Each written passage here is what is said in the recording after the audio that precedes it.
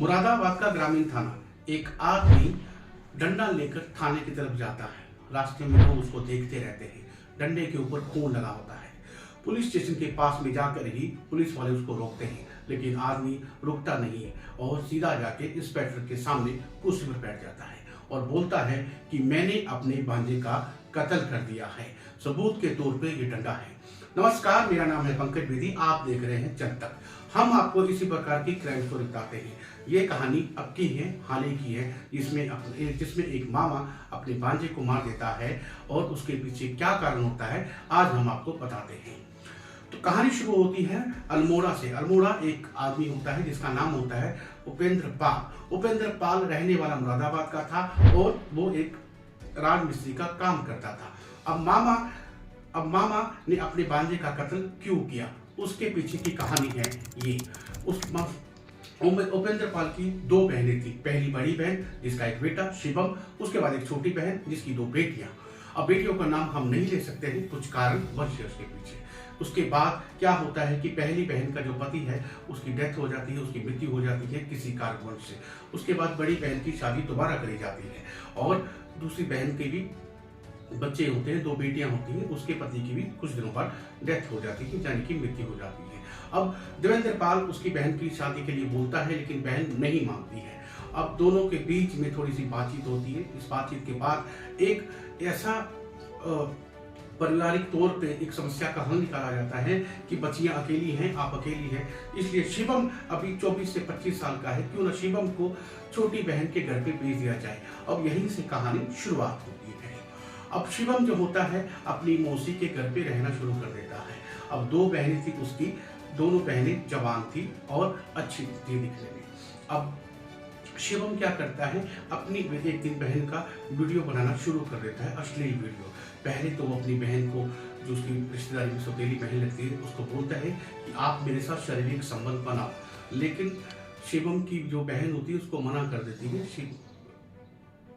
शिवम की जो बहन होती है उसको मना करती है, लेकिन शिवम उसको डराता है, धमकाता है कि वीडियो में नेट पे डाल दूंगा या वायरल कर दूंगा, जिसके कारण मासूम लड़की को उसके साथ वही करना पड़ता है जो शिवम उसको बोलता है। ये मामला चलता रहता है, लेकिन एक दिन शिवम जो लड़की की माँ होती है वो शिवम को और उस लड़की को कुछ ऐसी व्यवस्था में देख लेती है कि जहाँ से उसको लगे कि अब कहानी खराब हो रही है।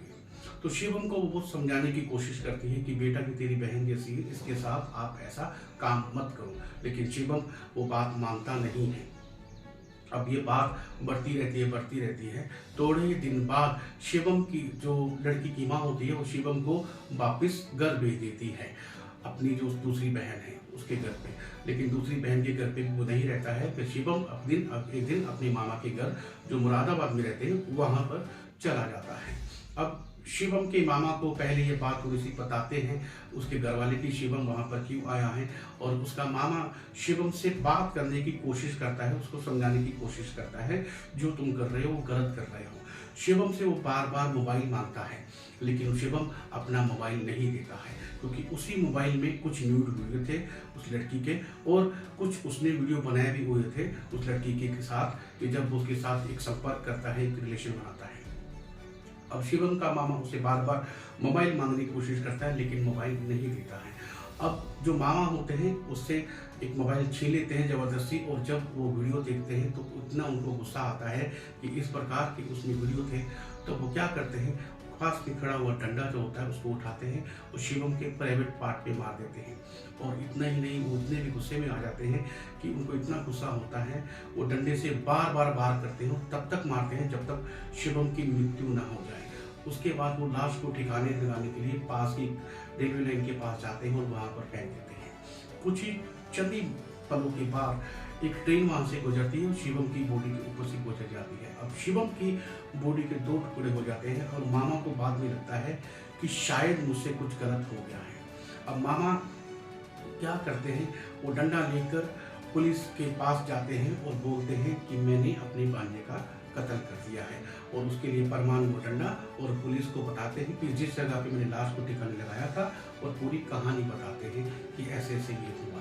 अब अगर शिवम के मामा ये नहीं बताते कि मैंने ये मर्डर किया है या हमने ये इस प्रकार से कत्ल किया है।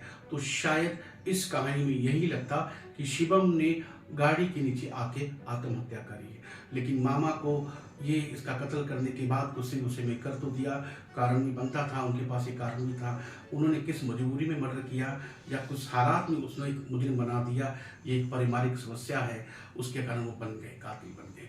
वो कातिल बनना नहीं चाहते थे, वो सीधा साधा आदमी था जो दिन दिहाड़ी की मजदूरी करता था, राजमिस्त्री की, लेकिन पारिवारिक मसलों के होते हुए वो आज एक कातिल है और उसने खुद ये जुर्म कबूल किया है। तो नमस्कार, पंकज वीर जनता।